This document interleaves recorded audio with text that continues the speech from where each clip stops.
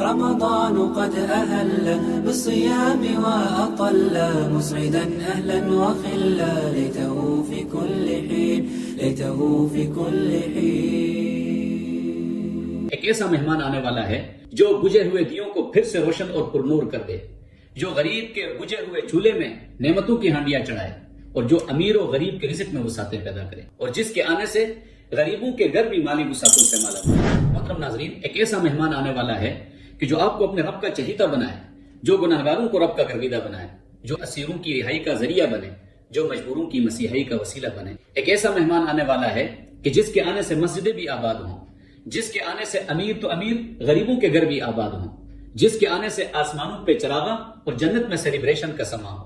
हजारों मुरब्बों पर मुश्तमिल घर, बंगले और कोठियां तैयार होती। उन महल्लात में जन्नत की हसीन व जमील और खूबसूरत तरीन हो रहे 70 किस्म के का लिबास पहनकर, 70 किस्म की परफ्यूम्स लगाकर, एक ही मोती के बने हुए खेमों में सुर्ख याकूत के तख्त पर बैठकर 70,000 खादिम और 70,000 नौकरानियों के साथ हजारों किस्म के खानों से दस्तरखान सजाकर मेरा आपका इंतजार करें। رمضان قد أهل بالصيام وأطل مسعدا أهلا وخلا ليته في كل حين رمضان قد أهل بالصيام وأطل مسعدا أهلا وخلا ليته في كل حين ليته في كل حين